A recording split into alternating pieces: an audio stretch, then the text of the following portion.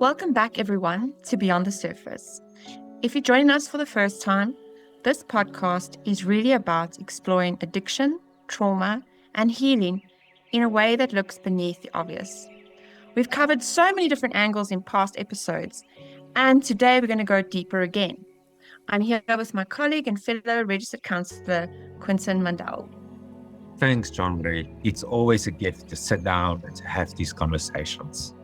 And today we're focusing on sobriety, identity, and the real work of healing, because many people don't actually know how to heal. And because here's the truth, stopping the substance is only one step. Sobriety is the quiet courage to face what we used to run away from, and the radical act of rebuilding a life that feels like earth.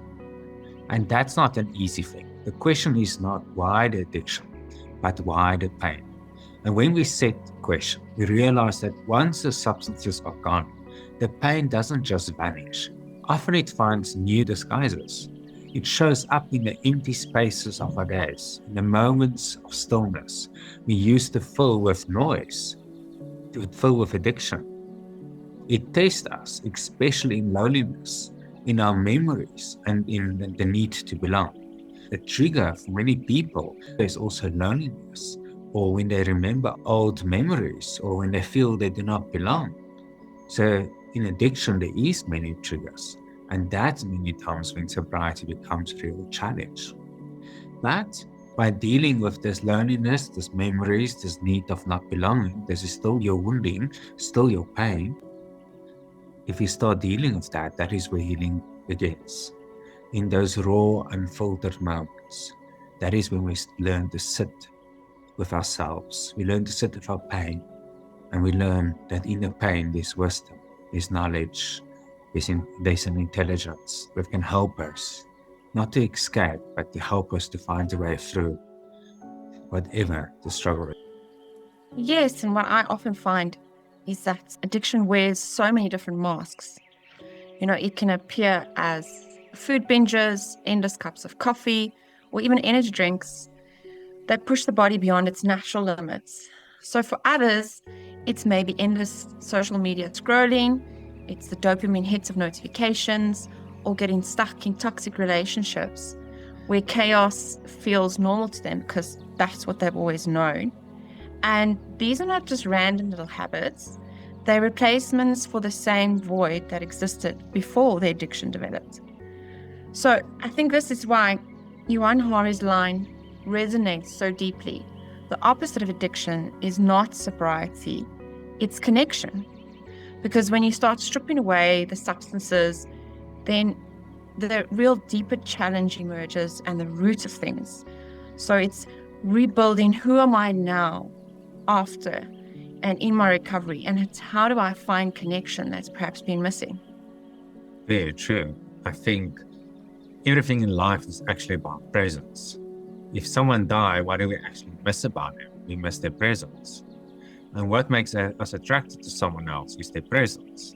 Your presence is actually held in your identity.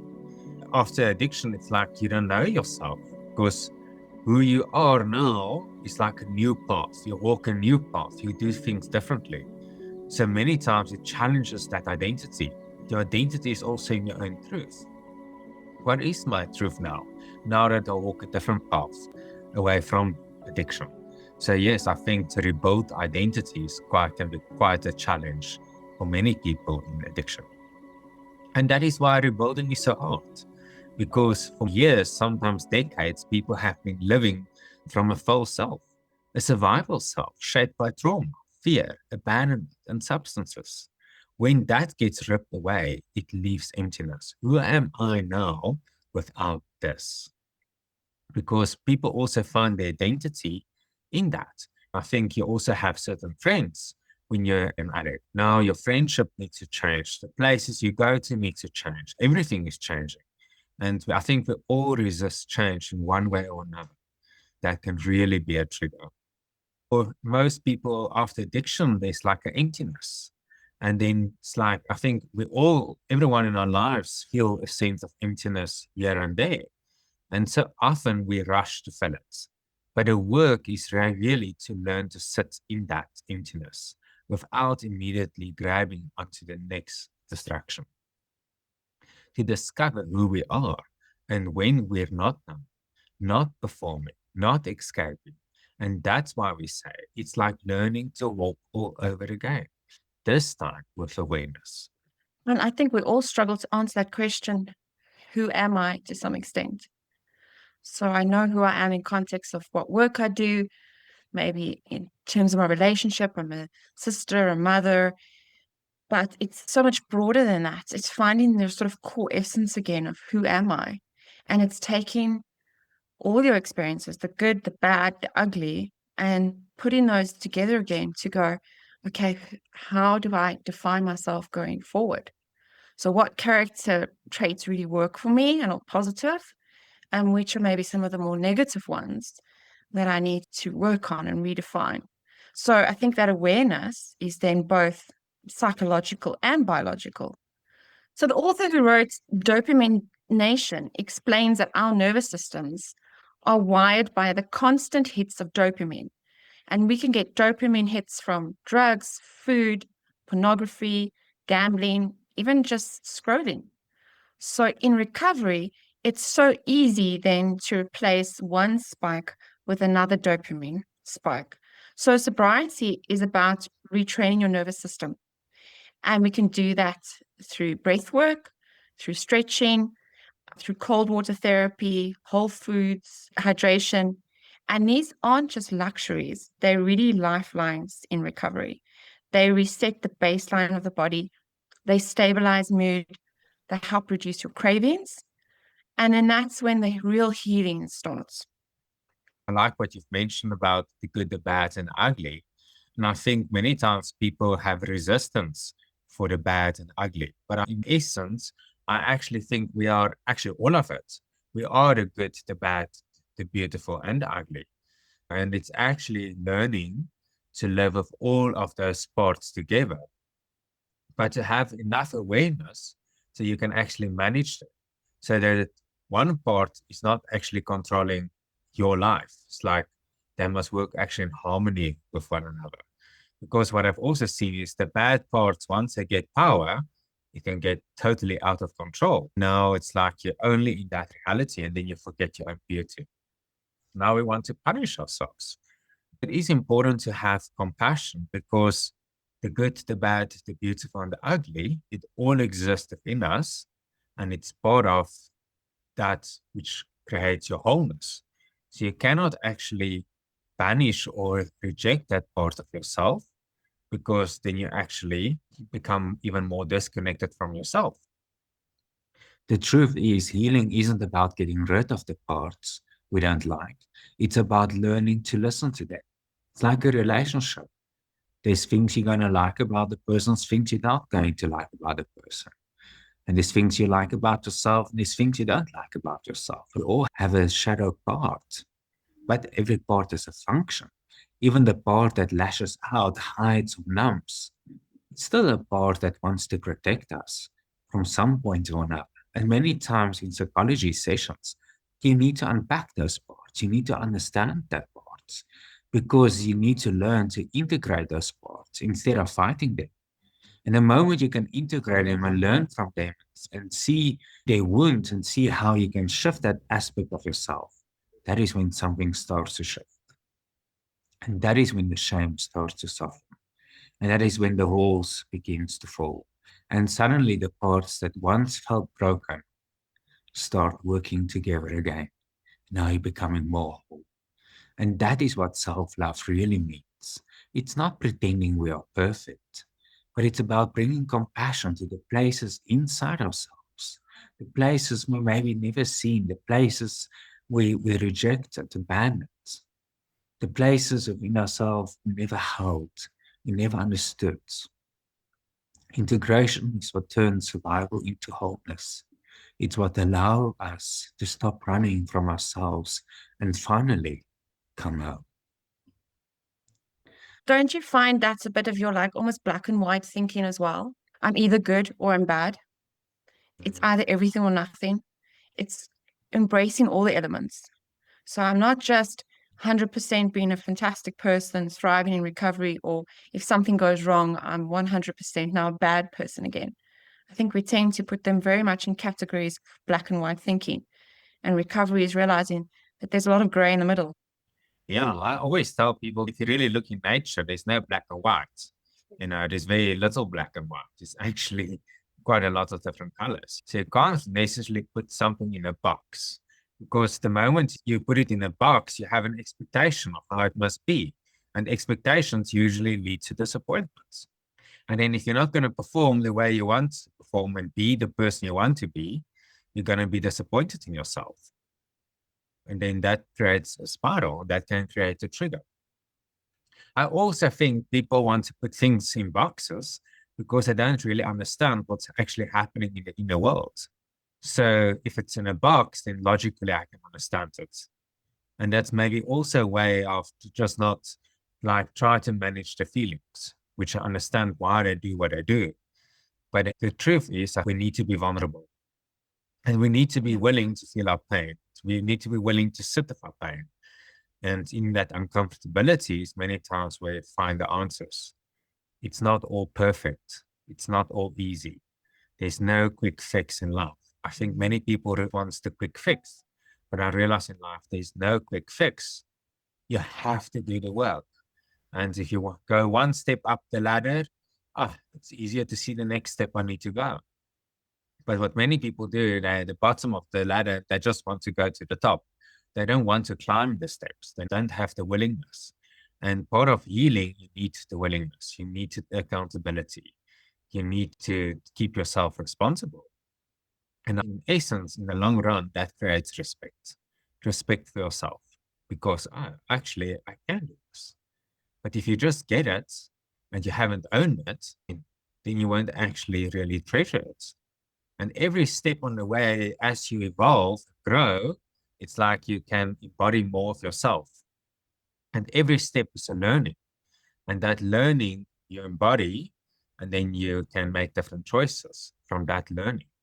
So it's so important to learn and to be gentle with each step as you walk it, that you can actually learn more.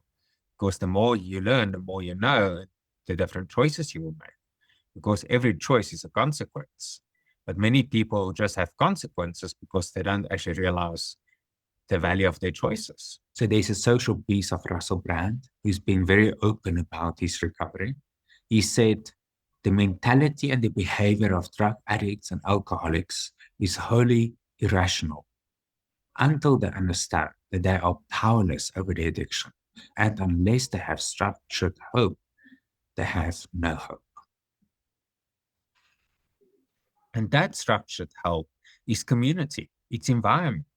The body remembers people, places, songs. All of that can be triggers. And so recovery isn't just about willpower. It's about restructuring your life, changing routines, building new rituals, loosening toxic ties. Addiction thrives in empty time. I think loneliness is a big trigger for many people. So recovery thrives when that empty time gets filled with new meaning, reading, journaling, prayer, movement, creativity, meditation, whatever works for you. It's important to find something that resonates with you and to fill that empty time with something empowering.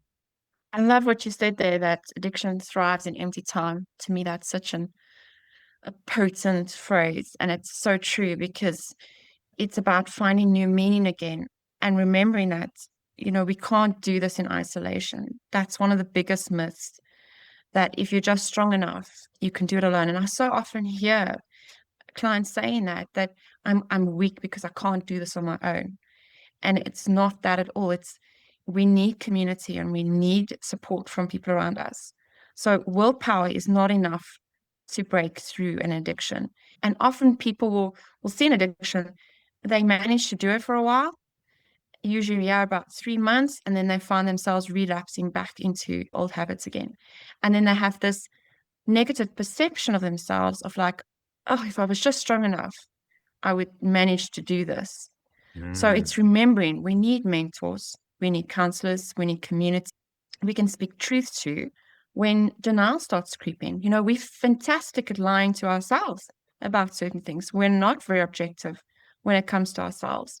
So we need those sounding boards where people really care about us can say, what's actually going on, and where are those thinking errors maybe creeping in again. So I love the way William Moyers, a recovery advocate, says it. We can't arrest our time out of this crisis. We have to heal our way out. And that healing happens in a community and together. So true. I think many times pride is also an energy that can get in the way. So I want to be proud, I can do it. I want to prove to them I can do it. And then we actually isolate ourselves for our pride. The other thing that isolates people is shame.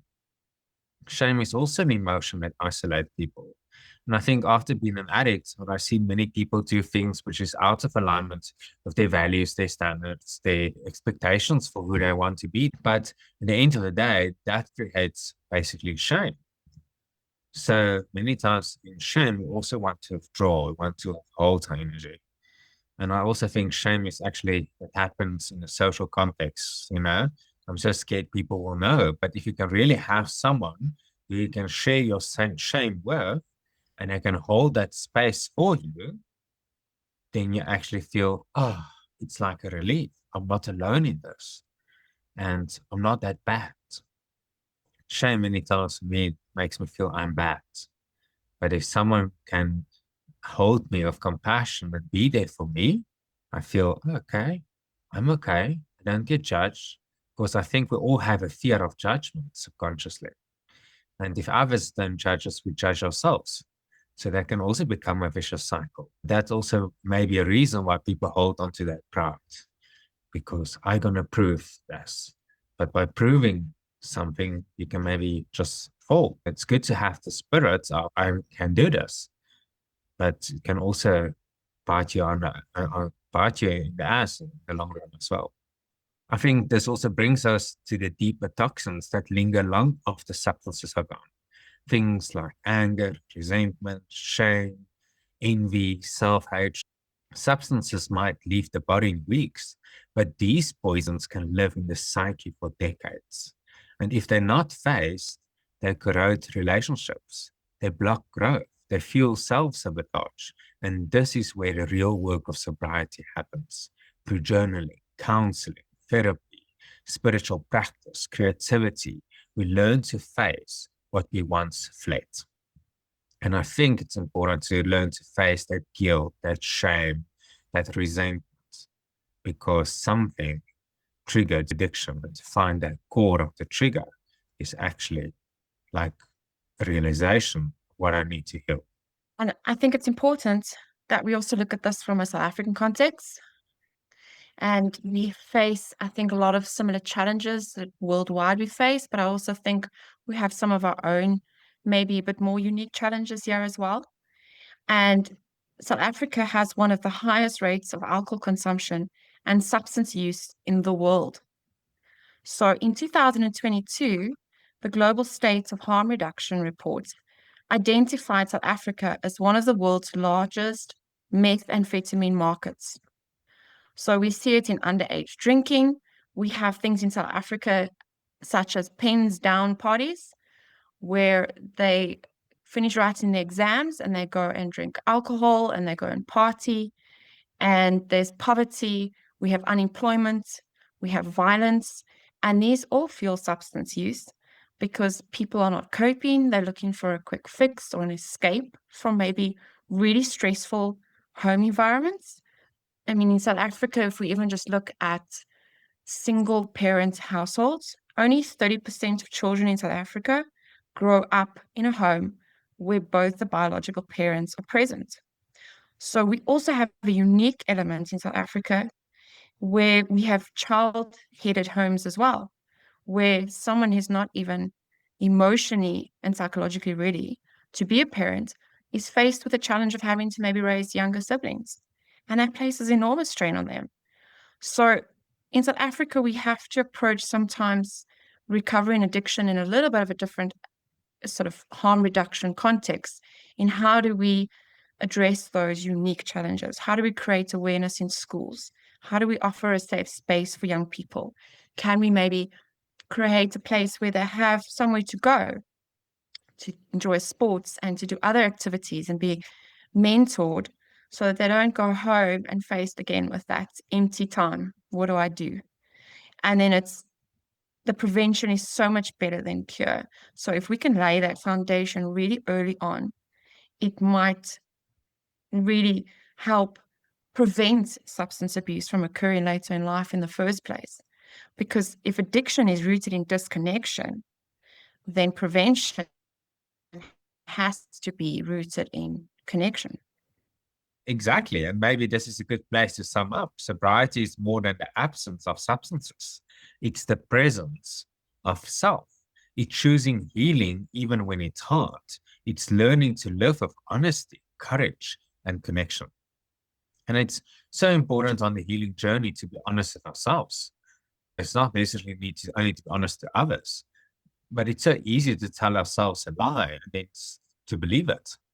For many times I've seen, it's not this bad. Let me just do it this once. Or I've really had a difficult day. Let me just have this one drink. It's so easy to lie for us. It's not so bad. It's only one. So we can fall so easily back. And in the end of the day, we're just not honest with ourselves. To be honest with yourself is also one of the key steps in healing. And it takes quite a lot of courage, to be honest. And it takes a lot of connections with yourself. And that's why it's so important to know yourself. So you can also know when you lie, when you're actually speaking the truth. Many times when we know someone, we know our child, we know when they lie, and we know when they're actually truly honest. But how do we know ourselves? Can we actually differentiate between when we're actually lying, when we're actually speaking the truth with ourselves as well? And I think often we're telling ourselves, most of it is like 90% the truth. And then there's that 10%, that little tail that's a bit of a lie. And those are the really difficult lies to sort of identify, those embedded lies, because it sounds so plausible. It sounds like, yes, it could be that way. But again, I think it's that connection with other people where if you bounce off certain ideas with people, certain thoughts and feelings, they can bring a bit more clarity to it, especially if they themselves are in recovery of, I used to think that way as well, and actually it's more addictive thinking. It's not maybe the right way of going about things. People love to be right. That righteousness, it's definitely the ego that loves to be right. It's quite hard to actually say I'm actually wrong, because it's not nice for the ego. And I think the addiction feeds off the ego. Absolutely. And when you're addicted to something too, you're thriving on dopamine, you feel invincible. So it's quite a contrast to come from that feeling into recovery where you're now confronted with all that pain and maybe some of the damage that's been caused by it all. Like you said, it takes a lot of courage to be able to admit that this is something I'm struggling with and this is something I need help with. So I really want to urge, if today's conversation has resonated with you, remember you're part of a bigger story, and it's a story of resilience, recovery, and renewal. So whether you may be walking this road yourself or you're supporting someone who is, remember your presence matters. Remember that the opposite of addiction is connection. And so if you take nothing else from today's podcast, take this. You're not alone and your healing matters.